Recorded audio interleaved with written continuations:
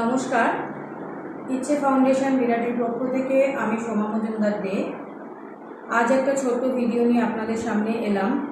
আমাদের প্রায় 3 মাসের ওপর হয়ে গেল অনেক বাচ্চা আমাদের আশেপাশের প্রান্তিক যে সমস্ত বাচ্চারা আছে তারা ইচ্ছেলয় পড়তে আসে এবং আমাদের এখানে স্যার এবং ম্যাডামরা এবং আঁকান যে দিদিমণি তারা খুব সুন্দর করে বাচ্চাদের এগিয়ে নিয়ে যাচ্ছে এবং বাচ্চারা যে সমস্ত সরকারি স্কুলে পড়ে সেই সরকারি স্কুলের টিচারও কাল আমাদের সাথে দেখা করতে এসেছিলেন।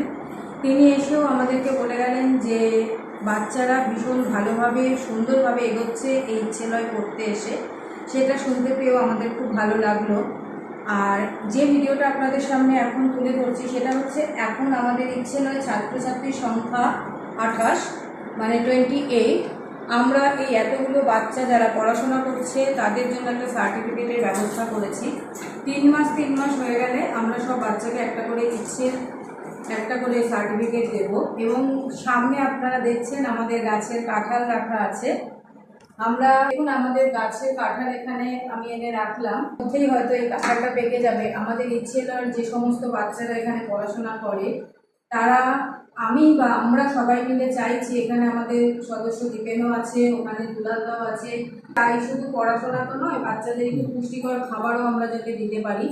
তো সেই জন্য আপনাদের যদি বাড়িতে ধরুন অনেক আম হয়েছে, কাঁঠাল হয়েছে বা যে কোনো ফল আপনারা আমাদের বাচ্চাদেরকে দিতেই পারেন, তাই কিনা দিদা? বাচ্চাদেরকে দিতেই পারেন আপনারা।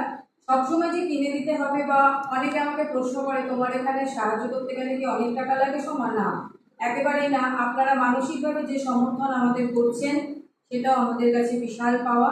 আগামী দিনে আপনারা করবেন। আজকে আমার এই মাসের ইচ্ছেলয়ের বিরতি, এরপরে সমস্ত দায়িত্ব পালন করতে দিবেন।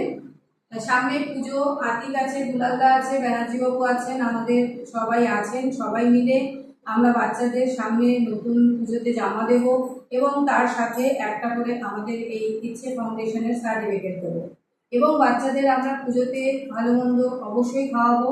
এবং দীপেন বাবুর কাছে ওদের আবদার, ওরা বাসে করে গত বছর ঘুরতে গেছিল, এবারেও যাব।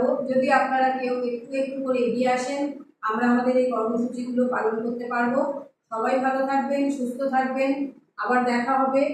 কিন্তু শারীরিকভাবে এখন কাজে থাকবে আমাদের দিবেন। আমি থাকছি না আজ থেকে। আগামী দিনে আবার যখন এখানে আসবো ইচ্ছেলার অফিস থেকে আপনাদের সামনে আবার ভিডিও করব। আজকে বাচ্চাদের 6:30 থেকে পড়া আছে। আমাদের অনুরোধ আপনাদের সকলের যারা পরিচিত, যারা প্রান্তিক বাচ্চা তাদেরকে আমাদের ইচ্ছেলার পাঠান। আমরা আমাদের সাধ্য মতো চেষ্টা করে যাচ্ছি, অবশ্যই আপনাদের ভালোবাসা সঙ্গে নিয়ে। নমস্কার, ভালো থাকবেন।